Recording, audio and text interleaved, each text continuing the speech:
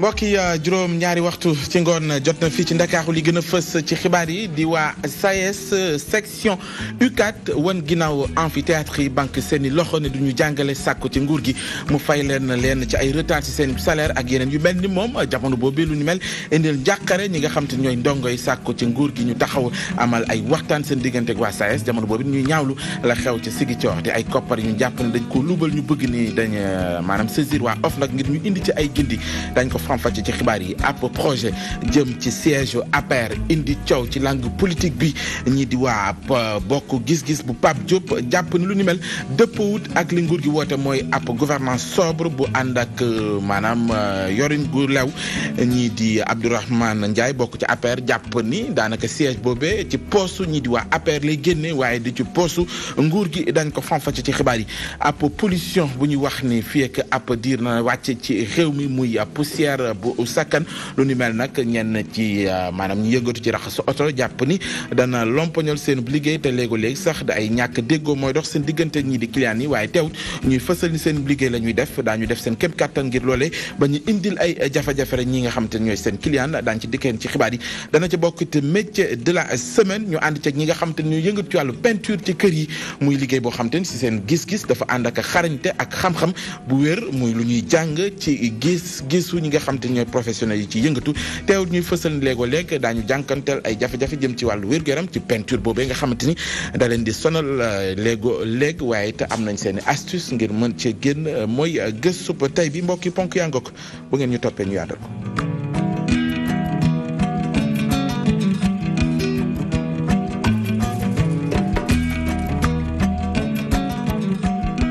mbokk yi ginnaaw ba ñu leen nuyoo xibaar yi ci ngoon gi dañ koy door rek ñii di waa UCAD muy SAES section UCAD yëkkati seen loxo di ñaawlu jamono ji jafe-jafe yi dox seen digganteeg nguuru Sénégal ci sàkku ci ñu fay leen yéen ci ay maanaam ay salaire yu ñu jàpp ni dafa tardé ak yeneen yu aju ci wàllu indemnité lii di baccalauréat waral ba ñu gàntal ak wan ginnaaw amphithéâtre yi leeral yeeg suñu ndaw di Jibi Sax Joni kat yi fare ci daara ju kawe ji nekk ci Ndakaaru dañoo mer ba fut ci ndorteelu weeru janvier ba léegi ay débrayage lañu daal di door li koy waral bokk na ci ñaawlu yéex-yéex gi ñu nemmeeku ci seeni payoor. ñoom xam nañu ni salaire kenn du ko fay ba octobre nga ne bàyyi naa fay salaire da nga koy fay janvier ba décembre mais ñoom bi ñuy budgétiser li ñu joto jox xaalis pour université Cheikh Anta Diop fukki weeru salaire rek la matoon. ñàkk jot seenu koppar gi jëm ci bi ñu corrigé lii di examen baccalauréat yi bokk na itam ci li ñuy ñaawlu. yaa xëyti ku mën a fay membre jury xanaa président jury bi nga war ko mën a fay. ci atum 2013 contrat de performance dooroon nañ ko ca université Cheikh Anta Diop bu Ndakaaru waaye teewul échec bi ci ndongo yi mu ngi gën di bëri loolee tax na ba kuréel gi di SAES di artu nguur gi. yeneen université yëpp jot nañ seen matériel mais université Cheikh Anta Diop ba tey ñu leen di wax. jotuñu dara milliards yi fu mu dugg nañ ko audité. ginnaaw intersyndical yu liggéeykat yi nekk ci daara yu kawe yi ak ndongo yi doon yëngal niki ba suñu génn banqaas bi nekk ci université Cheikh Anta Diop bu Ndakaaru te bokk ci SAES ñu ngi ñaawlu nag ñàkk a jot seenuk payoor indemnité yu baccalauréat yi ak yeneen ci ay ponk yu ñu biiral ba tax na ñoom fas yéene wuñu nag benn yoon delluwaat ci amphithéâtre yi ba keroog nguur gi di fomp seeni rongoñ. mu ngoog Jibi Sax Joni wax nga ko mooy ni nanguwuñu benn yoon delluwaat ci amphithéâtre yi lu mooy ni nguur gi dafa sàmmanteeg la ñuy laaj loolee indil njàqare ñi nga xamante ni ñooy ndongo yi ndax jàpp nañ ni jamono ji nga xamante ni ñii di waa SAES ñu ngi yëngu-yëngal daanaka baaxul mooy ni ci ubbite wala ndoxteelu année bile la ñuy sàkk mooy ni ñaari parti nañu toog waxtaan ngir jàmm mën a dellusi ci njàng mi te ci loolee ñuy sàkku ci ñi nga xamante ni ñooy jàngalkat yi ñu bàyyi dara te it nangu lenn nguur gi leeral yeeg suñu ndaw di Aïda Mour Diop. hall bi dafa daan fees dell waaye tey gisuñu fi presque benn étudiant li ni mel nag grève SAES bi moo ko waral. suba def nañ cours 8h ba 10h prof bi wax amoon cours 8h 10h ñëw na mais ki amoon cours 10h à midi moom ñëwul quoi. kon yenn professeurs yi defuñu cours ci année bu nga xam ne nii mu ngi dooree tàmbali grève yi commencé it étudiants yi ne ñoom am na njàqare. tiit lay def ci ñun quoi am nañ ci tiitaange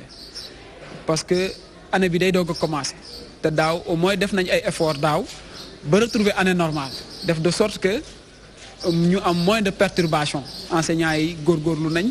étudiants yi góorgóorlu nañ ba ñu retrouver année normale donc su problème amaatee nii ba gars yi dem ci grève rek ça veut dire que dialogue bi ba tey des na nekk dialogue bu normal. SAES décrété grève di laaji payoor nguur gi di tànqamlu étudiants yi ne loolu ñoom sonn nañ ci faaw ñu wut ci solution.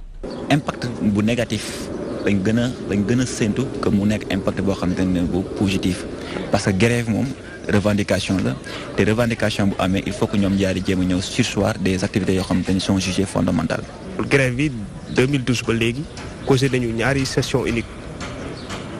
après mu def ay impact yu négatif sur suñu résultat examen bon en plus aussi si suñuy les si xam-xam li ñuy jot a jël si cours yeeg à travers tous les matières d'ailleurs parce que doyul. kenn warul féetale lépp ci boppam looloo tax ne étudiants yi ne professeurs yi it dañoo war a mën a am xel. bu fekkente ne ñun ñëpp ñoo bokk askan bi ñoo bokk liggéey bi kenn ku ci nekk am na obligation mu bàyyi lenn au moins bu ñu ko fajalee lenn mu bàyyi lenn ñu def ko ndànk-ndànk ba ñuy régler problème état aussi war na bàyyi tamit négliger certains problèmes ba mu yegg ci kanamam. grève bu SAES bi inquiété na loolu étudiants yi waaye ñoom am nañ yaakaar ne nguur gi dina toog waxtaan ak ñoom ngir ñu trouver solution ci problème bi nga xam ne nii mu ngi continuer di wéy.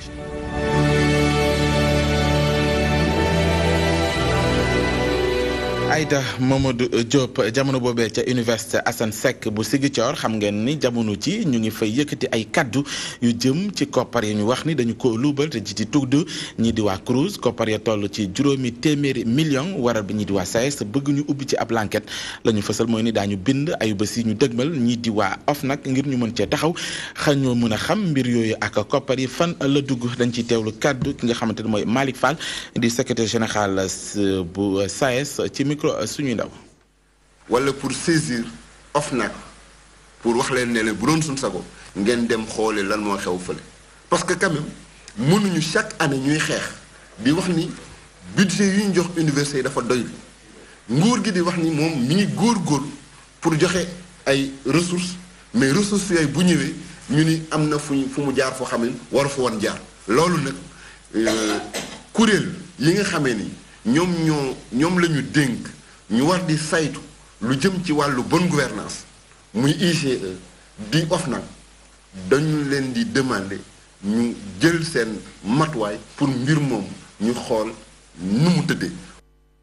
ñu wax ci budget atum 2018 jëm ci mairie bu Touba mu mel ni pàcc bu ci am solo dañ ko fas yéene jébbal li nga xam te ne mooy wàllu njàng meek njàngale mi ci gis-gisu kilifa yi fa ne la ñu jàpp mooy ni daañu xalaat ngir nu ñu mën a def ba ubbi ay l'école mu dem ci l'école nasaraan ci gox yooyu ndax jàpp nañu ni am na solo jamono ji te kenn mënul dem wan ko ginnaaw doone li gisee di maire Touba di Abdou Ahad Ka mi fësal ni jamono ji ñu ngi xalaat yaa ngi jip ngir nañu mën a def ngir yegg ci wàllu woowee leer yeeg suñu ndaw yu ñu teewal ci Touba di El Hadj Modou Gueye. Paal bu Touba natt koppar yi mu fas yéene liggéey ci 2018 bii mi ngi toll ci ñeenti milliards yoo xam ne dina teg 200 millions li gën a fës nag ci seeni mébét mooy wàllu jàng ak jàngale tàmbali nañ ay waxtaan di xool naka la ñuy mën a ubbeewaat école yi nga xam ne dina tax ndaw yi mën a dem jàngi nasaraan waaye tamit di ko boole ak seen diine.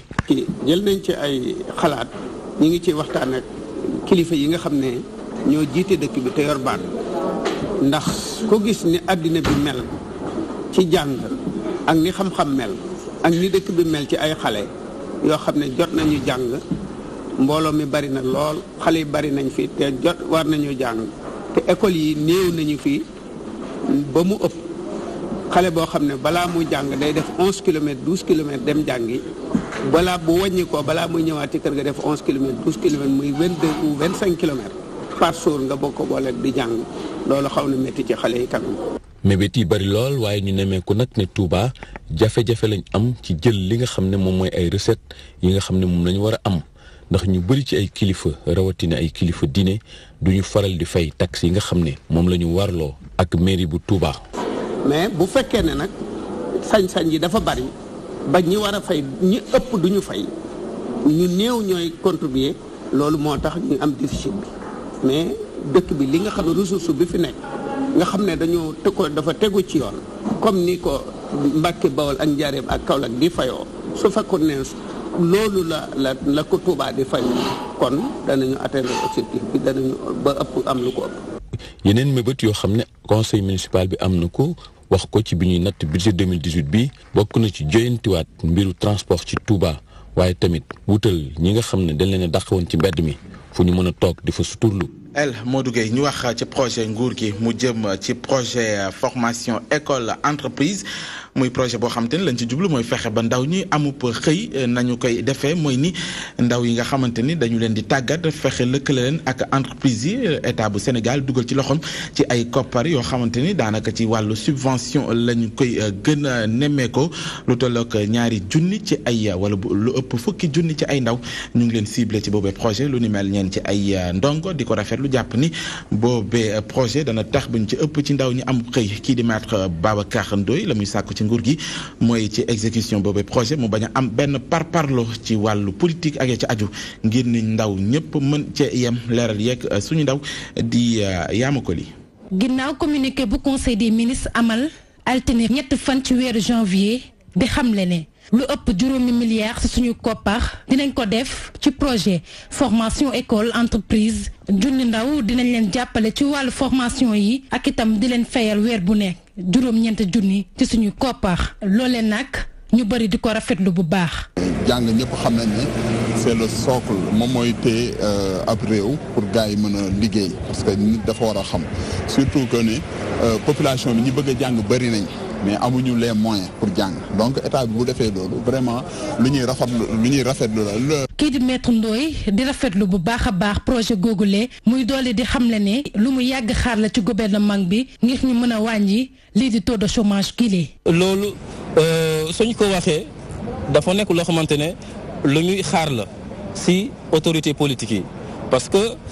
am na solo trop. ñu gestu jeunes yi ñu gestu xale yi tey ñu mën a am ay lii di jaasa ñu mën a am xëy parce que loolu noonu am na solo parce que état kala fi nekkal état dafiy nekkal population bi jeunes yi soxla nañu formation pour ñu mën a am xëy parce que loolu tamit su amee automatiquement mën nañu wax ni am na solo pour ñu mën a wàññi chômage bi. muy doole di xamle warul am benn xàjji ak seen ci boobule projet ngir bépp ndaw mën see gis boppam. état bi population bi ñëpp la fi nekkal amul ñoo xamante ne da nga leen war a faire bénéficier yooyu koppar ñeneen ni ñu bàyyi leen loolu du loolu la ñuy xaar ci autorités yi parce que état dafa am solo et lépp loo xamante ne ñëpp ñoo xamante ne da nga leen dénk pouvoir ñoo da nga leen dénk pour ñu gérer pouvoir bi ñëpp gis ki seen bopp. projet formation école entreprise ñu bari di ko rafetlu bu baax ba tax na ñuy xaarandi kilifa yi ndax dinañ def seen wareef ci boobule projet ak itam ñu dolli di xam ne loolee dina tax ñu wàññi lii di taux de chômage gilee. Yaama Koli ñu wax ci wàllu politique ak siège bu waa APR jur jamono ji coow ñu bëgg ko sanc ci avenue Cheikh Anta Diop lu tollook 2 junni ci ay mètre carré la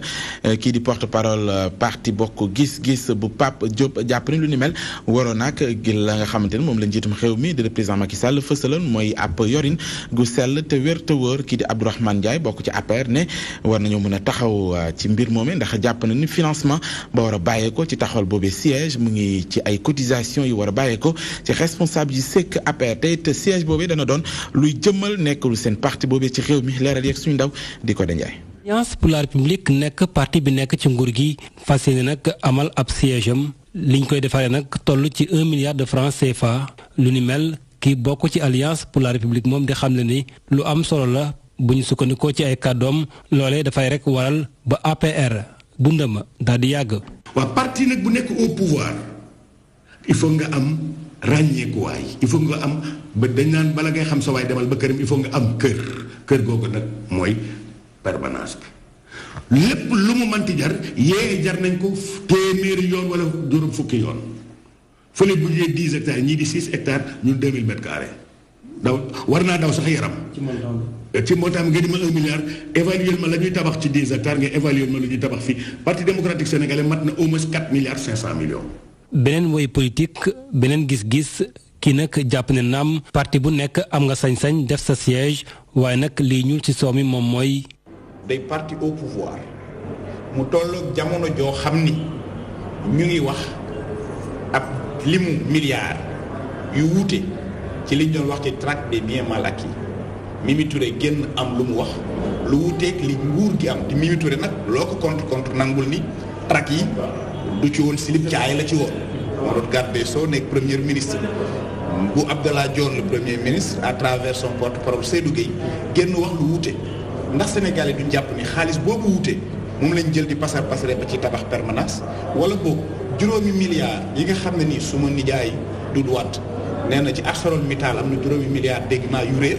ndax du juróomi milliards yooyu ci gàttal pour wax la rek ni la li muy jur rek mooy jiixi jaaxa ci bopp Sénégal yi. ni ñoo financé boobu le siège nag itam daal di xajale suñu ay interlocuteurs. dégg naa sax wóoruma nag ni dañu laaj ni ministre bu nekk juróomi million ngay joxe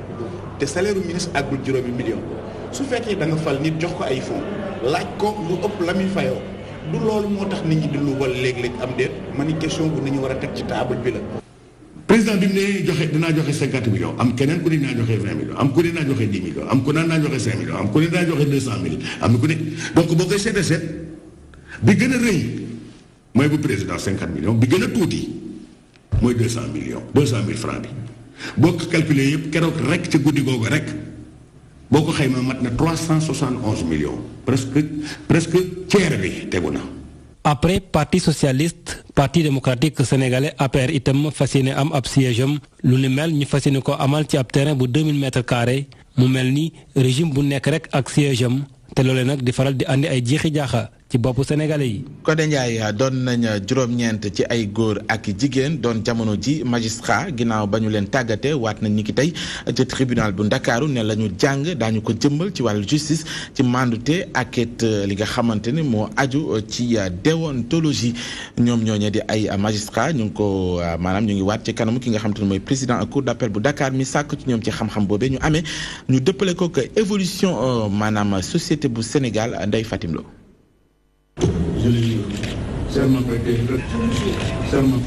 waat gi dina soppi dundu ñi nga xam ne ñoo jot seen lijaasa jugee ca centre de formation judiciaire gannaaw ñaari at bi ñu leen tàggatee tey ji bokk nañ ci famille bu mag bu magistrat dinañ liggéey ca cour d'appel bu Ndakaaru waat gi moom nag da la ñuy jox wàllu gu am solo loolu ci biir société bi. Ce serment va changer. serment bi la dina daal di sopparndi suñuy diggante ak ñi nga xamante ni ñoom ñooy suñuy jegeñaale day tax ngeen bàyyi xel ci anam bi ngeen di liggéey ci nu mu gën a muccee ayib. de vous faire oublier vos devoirs et responsabilités de magistrat.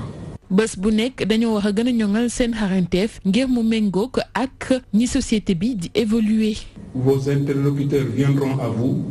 ñi ngeen di waxal nag daañu ñëw saa su ne ngir daal di leen jébbal seen ko lajji ginnaaw nag bu ñu xaatimoon ay contrat yoo xamante ne ni dese naa baax jëmle ko ci nag lu ci mel ni wàllu mariage ñenn ñi nag dinañu dem daal di ànd ak contentement ñeneen ñi nag ñoom xëy na safaan wala ñu yóbbaale. heureux pour d'autres selon qu'ils auront gagné ou perdu. ndongo daara yi jot seen lijaasa ñoom xam nañ ni bu baax ni ko liggéey bi du yomb wax nañ ko def jaarale ko ci éthique ak déontologie. juste rendre la justice mooy li nga xam ne yoon loolu la yoon tëral ñu koy appliquer. li ni mel nag ñu jaarale ko ci nëbb seen i dossier bañ a fesalit seen liggéey. waruñu fu ñu taalee rajo rek wala taal télévision rek dégg leen ñuy wax dañoo war a conserver discrétion benn ñaareel ba li ñu xam ci dossier yi. waruñu ko wax fenn. góor ñi ak soxna yi yokk nañ bu baax famille wu justice comme ni ko loi bi di waxee magistrat yu yees yi wax nañ àtte te duñu faral kenn te duñu amit benn passion dinañ teg ay daan wala ñu baale sukkandikoo rek ak ni ko loi bi bëggee lépp ngir mën a dëggal wàllum justice. Ndeye Fatim Lo ñu wax ci leneen mu aju ci wàllu mbayum gerte gu ren lu tolloog wala mu ëpp fukki junne tonnes la ñuy di waa Sonacos daal di réceptionné di ay leerlu yu bàyyeekoo ci njiit li di Pape Dieng mi fësal ni ki ren lu aju ci wàllu mbayum gerte bi daanaka maanaam Sénégal def na ci ay jéego te lu nu mel fës na it ci maanaam yëngu-yëngu ñi nga xamante ni ñooy baykat yi la mu jàpp ni mooy jafe-jafe bi ci wàllu campagne bi mooy yéex ak dugg ñi nga xamante ni ay producteurs yi ay leerlu la ñuy teewlu ay kàddoom moom mii di Pape Dieng njiital Sonacos ci micro suñu ndaw. prévision yi nga xam ni moom la ñu jot mooy ren Sénégal bay na 1,4 million tonnes 1,4 million tonnes mi ngi fi gëjee nawetu 1975 li ñu war a xool itam mooy ki nga xam ne dafay bay su jëlee tool bi mu bayoon daaw ak jiw wi mu fi defoon daaw wi mu jiwoon daaw engrais bi mu defoon ci toolam daaw machine yi mu utiliser woon daaw la mu amoon daaw yokku na ren 30%, maanaam téeméer bu nekk fanweer yokku na ci état bi daf ni ñeent fukk ak ñaar la fixé prix bi ñun opérateur bi ñuy jëndal gerte gi dañ koy fay ñetti dërëm donc li mu nuy jaayi gerte gi mooy ñeent fukk ak juróom nu soog a fay transport donc li ñuy jënde gerte gi moom la ñu waxoon ni na ko chinois yi jënde ñu ne taxe bi nañ ko dindi président ni comme gerte bari na te it coow laa ngi bëgg a bari taxe bi nañ ko suspendre waaye bañ ko suspendre ak léegi fukki fan ak juróom la.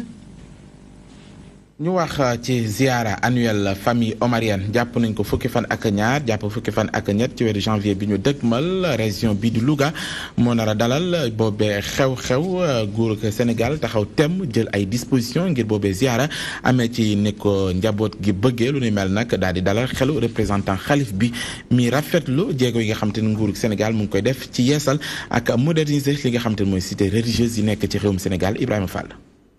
ni ñu koy faral di defee at bu jot ab benn réunion ñu koy woowee CRD ngir waajal ziara omarienne bi loolee ngir saytu service yi ndax la ñu waroon defee yemb naam déet jëwriñ bi ñu dénk biir réew mi rafetlu lool taxawaayu kenn ku ci nekk rawatina la ñu gën a soxla. ñëpp daanaka engagé nañ joxe lu ëpp lañ joxe woon daaw déjà. mu am ci peut-être juste benn point ba xam ne bii dinañ ko gën a leerlu muy ci wàllu chaise yi nga xam ne yi dafa war a mën a jógee DMTA ak toilette mobile yi nga xam ne yi ONAS ko war a jógee bu fekkente ne mën nañoo fexe ba lim bu yokk tente yi également li ngeen demandé woon malheureusement nekkul disponible bu fi nekkoon ñu jox leen ko mais déjà li fi nekk dañ leen ko jox sapeur pompier également la fa nekk ñu dolli ko ci. famille omarienne bi rafetlu lool taxawaayu njiiti réew mi ci kër diine yi loolee nag bokk na ci liy defar réewum Sénégal di gis-gisu porte-parole bi. su fekkee nag président de la république dafa ñëw ñu ngi wax dafay defar Sénégal wante ñun lu ñu gis Sénégal bu mu njëkk a defar mooy kër diine yi ku defar kër diine defar nga Sénégal parce que sénégalais boo gis am na ku mu yaakaar. commencé ci église catholique bi ba ci jullit yi ku fi nekkul murit tijaan nga mala xaadir nga mala layen nga mala leneen nga ñu nekk lu dul loolu minorité lañu ci Sénégal même ñu ñuy wax ibaad ñi nga xam ne suñu ñëwee fu ñuy nekk fu ñuy dal fu ñuy toog fu ñuy lekk fu ñuy fanaan loolu la defar defarul benn néegu xalifa dafay defar li nga xam ne lii waa kër gi ñoo ko moom. ziara famille omarienne bi jàpp nañu ko fukki fan ak ñaar jàpp fukki fan ak ñett ci weeru janvier bi loole nag ngir gën a fësal taxawaayu diine fii ci Sénégal famille bi di woo kër diine yépp fële ca Louga ngir ñu gën a màggal bésub lislaam. Ibrahima Fall jaww ji fii ci Ndakaaru dana soppeeku mooy ni ñu ngi fi xaar poussière boo xamante ni boo moytul dana indil ay gàllankoor askan wi ci seen wàllu wér-gu-yaram ñi ko xamle mooy centre bi nga xamante ni dafa yëngatu ci qualité jëm ci ngelaw li mu mel ni seen boobee bataaxal ñu ci ëpp ci askan wa ñu dajal la ñu fësal mooy ni jotuñu woon ci boobee xibaar waaye teewut ñoo ngi xamle ni daañu def seen kéem kattan ngir jël matukaay yu war ngir mën a mucc ci yooyeef maanaam poussière ñuy xaarandi ci xew mi te mën leen indil ay jafe-jafe si seen wàllu wér-gu-yaram leen ak cuun lañ ci àndal ci ay leeral.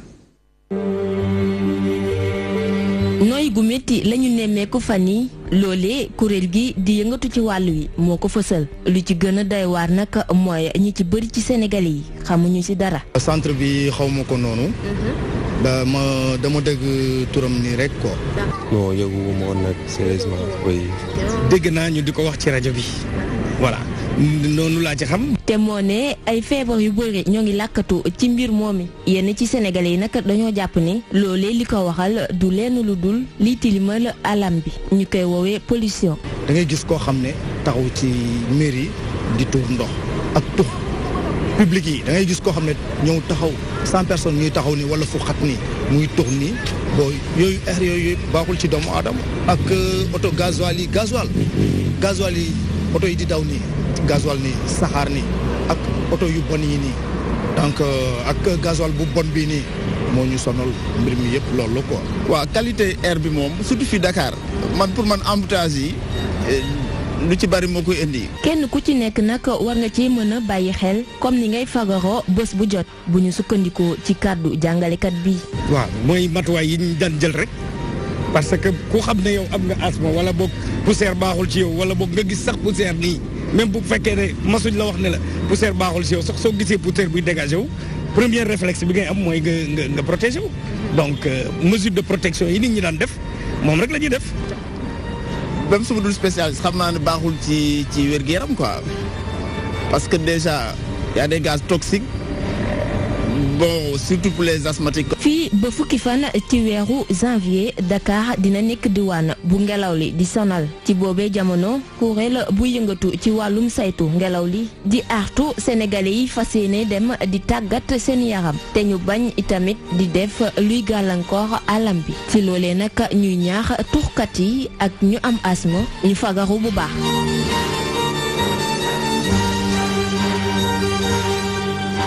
Leena Thioune loolee di poussière bi du rek ñoo ñi lay indil ay jafe-jafe mais ñi nga xamante ni dañuy yëngatu ci raxas oto ñoom it fësal nañ ni ay jafe-jafe lañ ci am seen digganteeg clients yi ci ñàkk déggoo teewut ñuy fësal ni seen liggéey la ñuy wéyal te lu aju te jafe-jafe yi ñu leen mën a indil muy poussière bi ci seen wàllu wér-gu-yaram ku ci nekk di fësal ni am na say xeetu maanaam aarukaay booy jëmmal ngir mën a mucc ci poussière bu ni mel El Hadj Moussa Bey. poussière nag bu bëri la ñu nar a nemmeeku fi ak juróom benni fan yi di ñëw loolu nag ki ko xam ne di kuréel bi di centre de gestion de la qualité de l'air jafe-jafe yi nag bàyyiwul benn yoon raxaskatu oto yi. des fois nga ñëw ci oto bi raxas ko léegi mu set balaa 10 minutes mu tilimaataat encore. pollution boobu la sax dina faral di jur ñàkk déggoo diggante raxaskat yi lee ak seeni client. oto bii nii yàgg na fi léegi mu ne ko raas léegi nii mu ñëw 1 heure de temps 2 heures de temps amat poussière induñu ay problème yooyu mais ñun laver yi ñu war a jël suñu responsabilité. benn suur raxas naa fi benn oto boo xam te ni waa dafa ñëw na ma setut raxas oto bi da ngaa bomp nay doom te boobu raxas naa ko da doyoo poussière bi la. dafa nekk loo xamante ne borom oto yi tamit war nañu góorgóorlu di jéem a xool nan la ñuy def di protéger seen oto ba mën a jàppale ñun ñi nga xamante ne dañoo topp seen gannaaw ngir daan suñu doole. taximaan yi kenn demul ñu des ñoom it sonal na leen kile dinay joxe ba 3 téeméer bés bu yàlla sàkk ngir toppatoo wotoom. boo xëy raxas boo añee par raxas bu ngoonee nga war a raxas 3e fois. métti na ci yéen de. ah comme ça ndaxte ki yaay ñoo bëgg lu rafet te boo raxasut booy fëgg ku see ci kanam day tax bu tilimee ku juggu saboté sa oto fa mu nga defar mu rafet. bonaayu ngelaw gi nag jéggi na dayoo ba sax mun na indi ay jafe-jafe ci wàllu wér-gi-yaram ñi le nag ku ci nekk ak nang ci aare sa bopp. en tout cas man saay bu ma wàccee damay naan meew sangu naan meew lekk xamante ni am na vitamine quoi. non amuñu ko moom nag amuñu matuwaay ko yooyu moom. ba nga cay def ak la nga cay jël yow dong nga yaa ko xam parce que da nga ciy yëndu suba ba jant soo boo wàccee. il faut nga lijjanti meew naan nga raxas sa dënn. waxtu la nag woo xam ne ñi li nga xam ne ñoom dañuy yëngu ci wàllu raxas oto ñu ngi ciy gis bu baax seen bopp. El Hadj Moussa Bey ñu wax ci métier de la semaine bi la yoon ñu ànd ceeg ñi nga xamante ni ñooy yëngatu ci peinture yi jëm ci kër yi muy liggéey bi nga xamante ni daanaka dafa laaj xarañte ak xam-xam bu ñu sukkandikoo ci ñoom ñooñee nga xamante ni ñooy professionnel yu ci yëngatu jàpp ni métier la boo xamante ni it daanaka bëri na ay risques mooy ne produit yi nga xamante ni dañu koy utiliser jëm ci boobee peinture léegi-léegi mu indi leen ay jafe-jafe jëm ci seen weeru yaram teewut ña ca gën a yàgg di sàkku ci ndaw yi nga xamante ni bëgg nañoo sóobu ci boobee métier ñu fexe ba tàggatu ga ca war nekk ci ñoom laataa ñu cay ñu koy jëmbal leeral yeeg suñu ndaw di Ajara Njaay.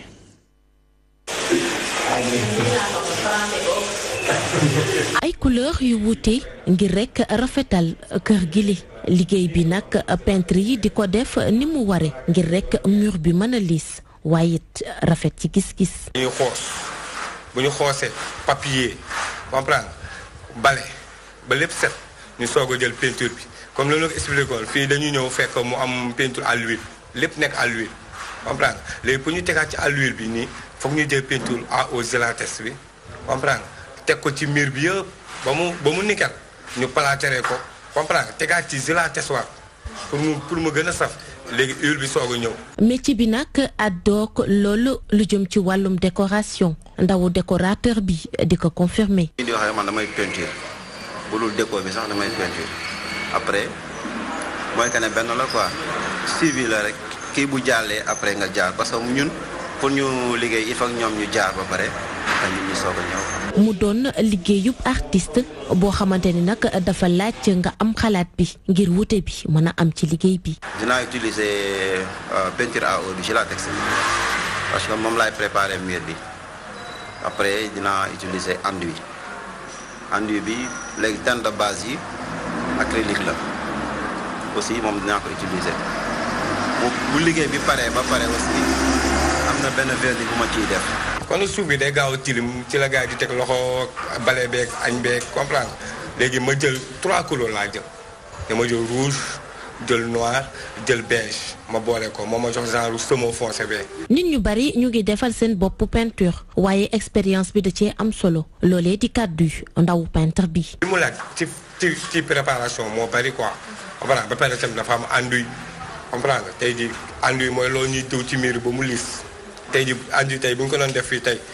boo xoolee dinañ jël 3 jours pour fii pare parce que da ngay enduit première couche enduit deuxième couche enduit troisième couche papier comprendre teg première couche huile bàyyi mu fanaan nga tegaat beneen couche comprendre. loolee sax ñenn ci client yi xam nañ ko bu baax. liggéey faw nga joxe ki nga xam ne moo ko mën moo ko topp souffrir si ay at xam parce que liggéey dafa bëri ay mbóot pecc boo gis dafa am benn secret léegi secret ba fekkee ne yoon nag jàngoo ko. mais loo defar tamit nit ñi mën nañ ko gis nii rek mais ku xam peinture dëgg. liggéey bi nag am ay risque lool waaye ouvrier yi duñu bàyyi rek xel ngir protéger wu. masque bi moo gën si ñun mais juste que da ngay tàmm di liggéey noonu sans masque ba buñ la joxee masque sax boo ko takkee day mel ni da lay fàtte. da ngay dem ba yow da ngay jàpp ne affaire bi amatul risque or que ne mi ngi am risque mun lay gaañ balaa nga koy xam rek nga toog.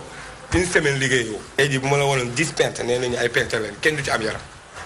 parce que julin bi ñuy nooyi la à eau gelates boobu ñoo ñuy jël noonu dafa am ammoniac ci biir. yéeli professionnel nag di àddukane biir li métier kenn mënu koo fay. liggéey bi yaa ngi siy séntu ëllëg comprendre parce que boo xoolee man liggéey naa peinture ba yóbbu ma ba Nigéria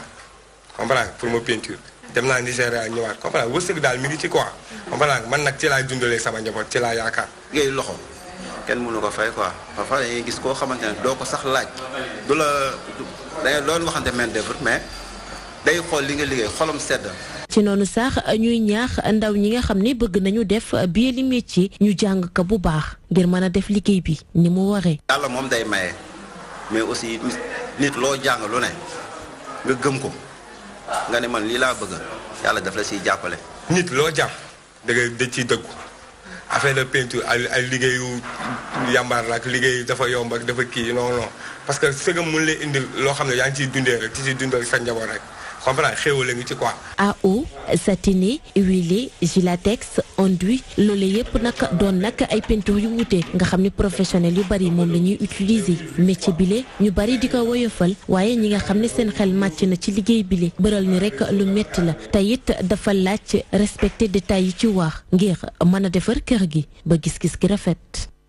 mu ngoog nekkoon métier de la semaine ñu àndoon ceek ñi nga xamante ni ñooy yëngatu ci mbirum peinture jëm ci kër yi la liggéey ba laaj lay seen jafe-jafe ak it ñaax ya ñu jébbal jeunes yi nga xamante ni bëgg nañ cee dugg leeral yooyu yëpp ñu àndoon ceek kii di Adjara Ndiaye muy ponk bu mujj ci xibaar yi mbokk yi ñu ngi leen di jaajëfal ci teewlu bi jaajëfal ci techniciens yi ci àndoon ci kanam tuuti yemoo ko juróom-ñetti waxtu ànd leen ak Ndeye Aram Touré ci xibaar yi ci kàllaamay nasaraan ñu leen di ñaanal guddeek jàmm bu ànd ak tawfeex di ko sàkku ci yéen jamono bu nekk wasalaam.